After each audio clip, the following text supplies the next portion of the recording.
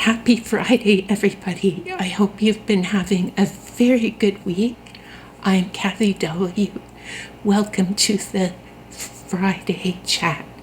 Do you have cups and yarn ready? Let's settle in for our visit. Warm welcome to all and a very happy Valentine's Day tomorrow. Please do something special from you to you this weekend.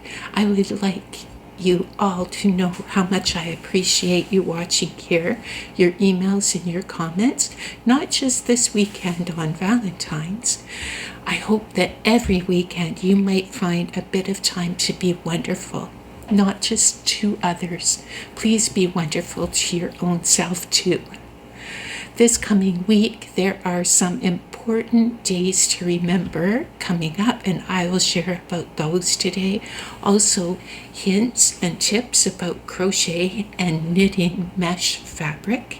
Knitting and crocheting mesh is actually exciting and has a wide scope.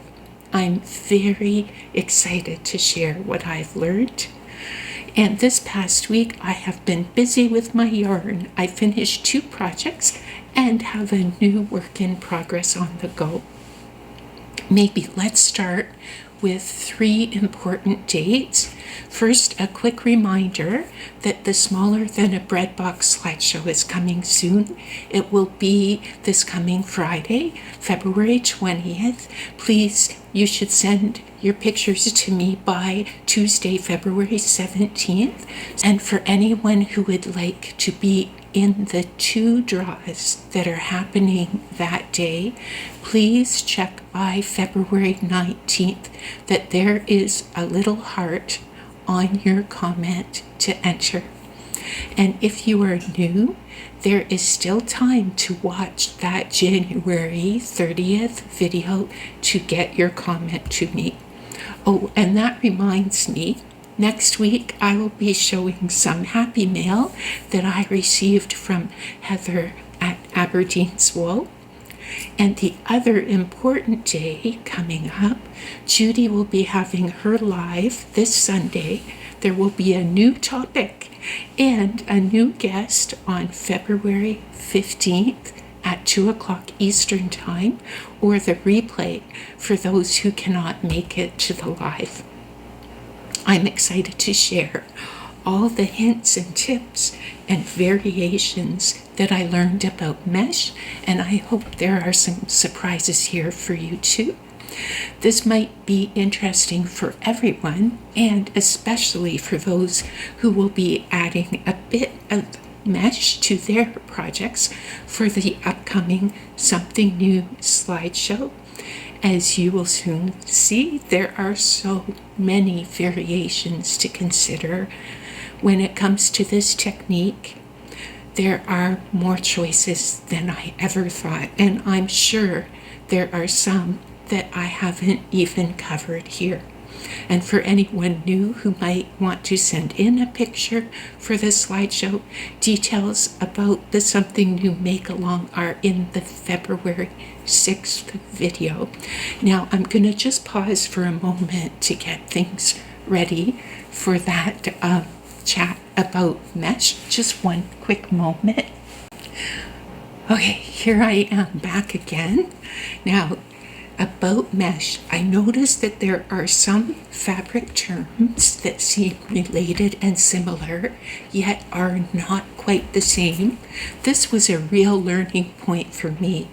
First was a compare between mesh and trellis, and according to richtexturescrochet.com, when it comes to crocheting mesh, this creates open, airy fabric with evenly spaced holes, compared to trellis, where there is more structure with more stitches. And using this definition, perhaps filet crochet is a form of trellis. And this interested me because at first I thought that filet was a subset of mesh. I have learned that they are different. Now here are examples of this airy mesh fabric. And the first one from Ravelry, Steph L Layland has designed a pattern for a reusable vegetable bag. Hers is made with Caron Simply Soft, and this pattern also perhaps could be made with cotton. The pattern is available in 8 different sizes, and it's a free pattern and a useful way that brings crochet into our everyday. Another in this category, it's in this book,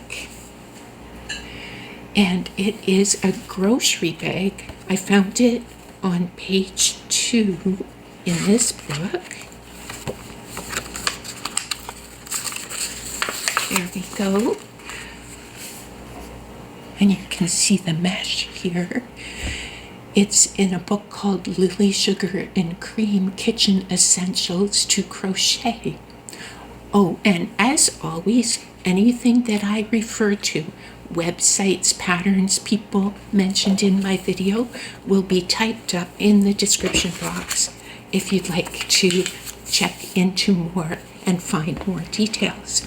Now, next, I thought that mesh might be a subset of lace, yet according to a website called F Bargains Galore, and also a website called Logan Craft, this is also not the case. Though at first glance they're similar, I learned lace is more intricate and mesh is simple with uniform grids. Lace is usually decorative and formal, and mesh, usually less formal, provides ventilation and it stands up to frequent wear. Now, an example of this uniform nature and the beautiful ventilation that mesh can allow is in this book called Crochet in a Week and 29 Quick 2-Stitch Sweaters, Tops, Shawls, and More. And it's a book from my collection called by Salena Baca. And this one is the Amore top. I'm just going to cover one side of this because it has pattern information. One sec. There we go. There's a picture of the top. So this one, it does show the uniform nature and the beautiful ventilation that mesh can allow.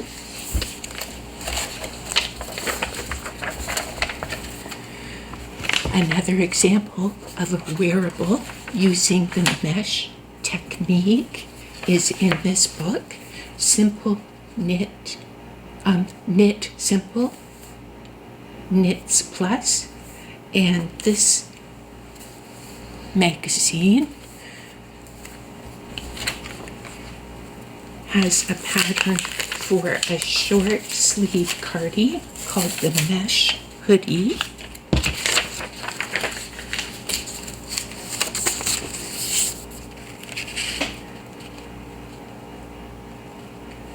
There. This is a pattern by Liz Fields. It's also available for purchase as an individual pattern, and that again is another example of a wearable using the mesh technique. Now, as I was searching, it surprised me to find that for both crochet and knitting, the stitch is not always made in square or rectangular panels, and I have learned that they can also be stitched in the round or even in other shapes, and the pattern options are endless. And here is an example of a diamond-shaped stitch made in the round. And although this vintage pattern book is not available for sale, the pattern is definitely inspirational. The book is called Crocheted Tablecloths for Round and Oval Tables. It's by Leisure Arts. It's leaflet number 214. And along with this diamond-shaped mesh grid in crochet, I also found that there are a variety of triangle-shaped stitches and even flower shapes.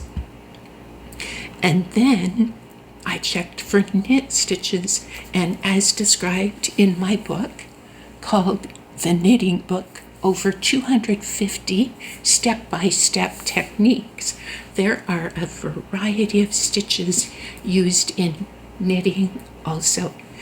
In this book, some of these stitches include vertical mesh, zigzag mesh, eyelet mesh, and grand eyelet mesh.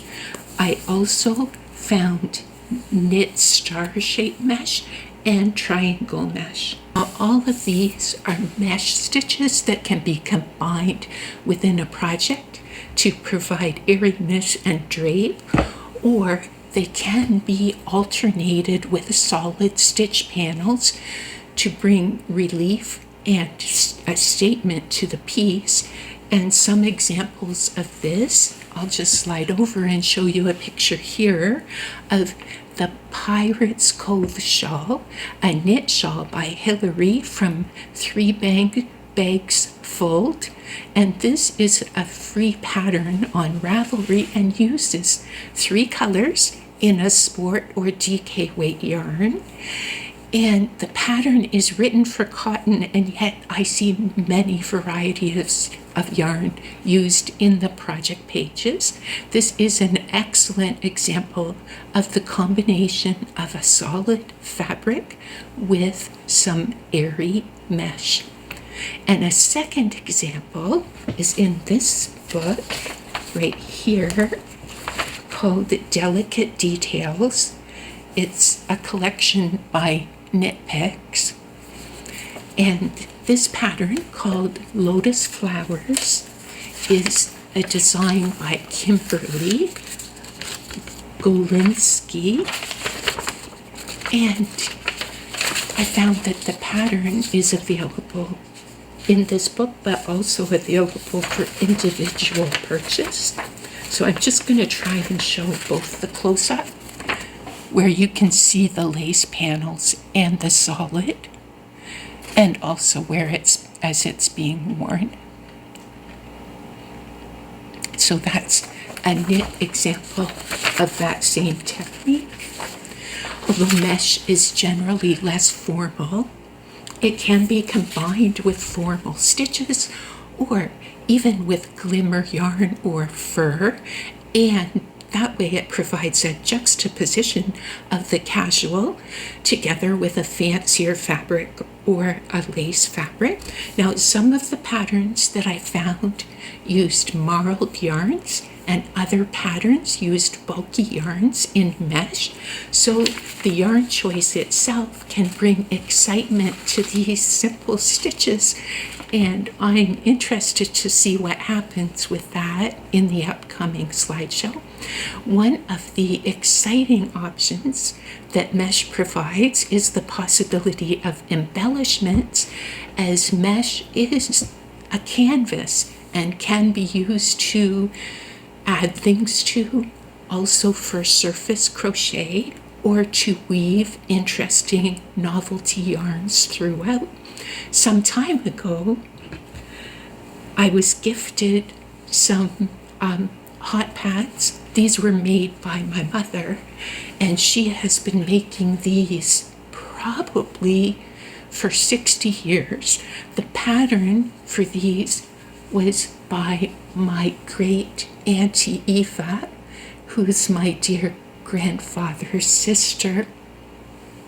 And these are known in our family as Auntie Eva trivets.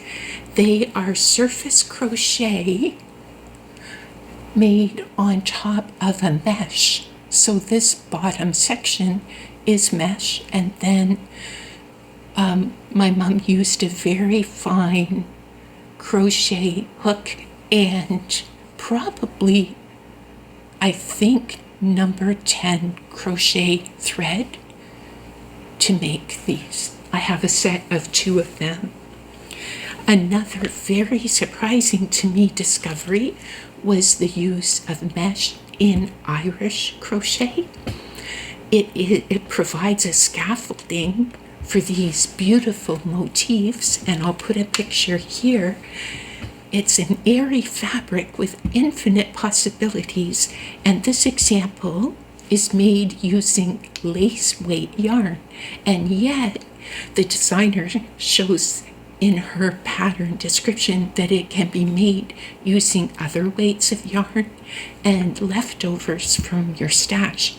The pattern is by Olga from the Posh Crochet, and it is called Irish Lace Summer Top. The roses on this rest on top of the mesh. This is a paid pattern on her Ravelry, and there are many more examples of this type of crochet to see designed by Olga.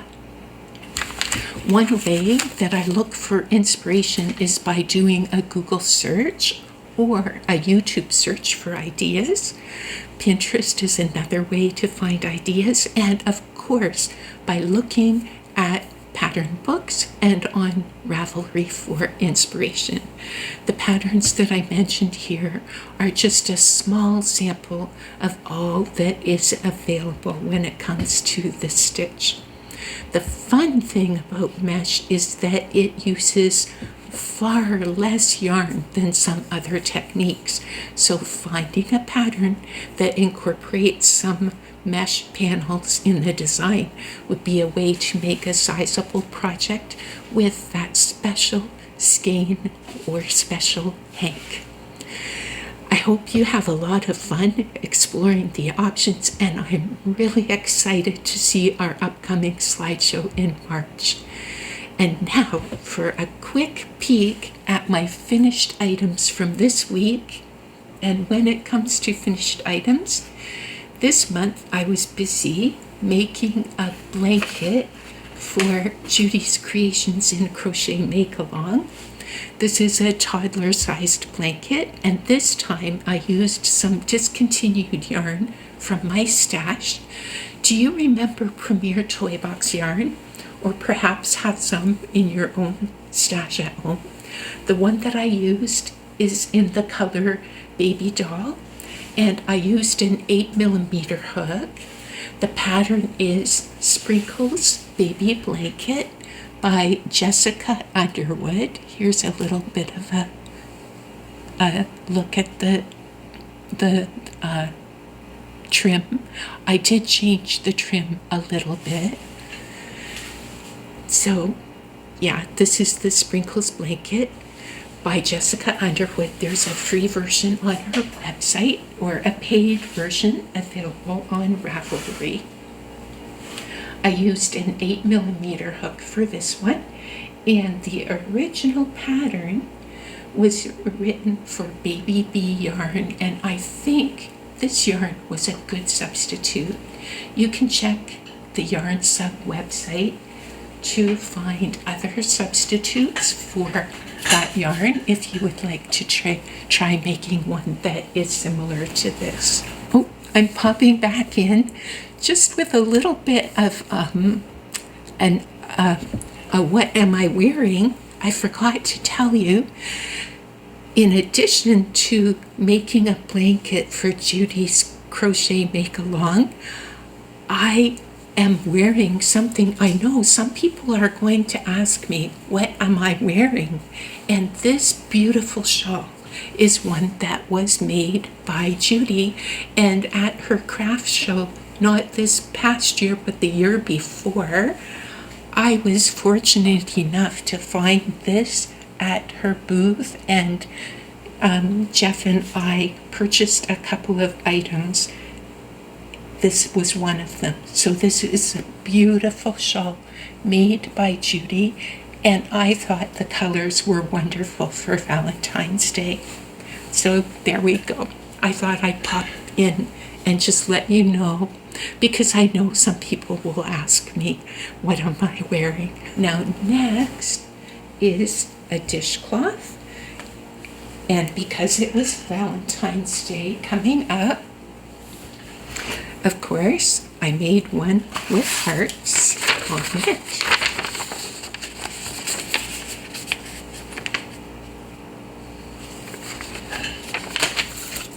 And this one is called Amour Dishcloth.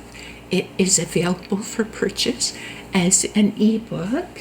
This is the ebook that I've bought. And it's also available as an individual pattern.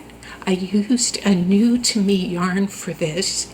It is made with We Love Yarn recycled cotton in the color rose, and I purchased a few different cottons from Hobbii to try, and this is the first that I made in some of those new cottons this year.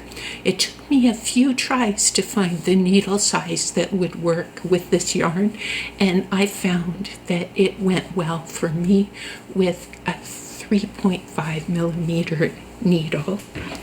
And for works in progress,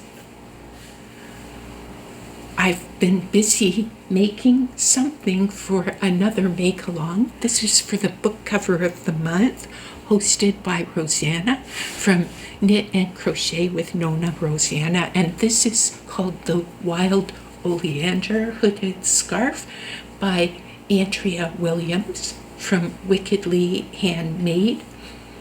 I'm almost finished. I still have some to do on the hood section. I'm using a 6 millimeter hook, and to make this I'm using yarns without ball bands. They are from leftover scrap yarns, and the scarf is an amazing way to use a bit of this and a bit of that when it comes to yarn. Next week I will show the actual book cover that was inspiring this, and I will show the finished item.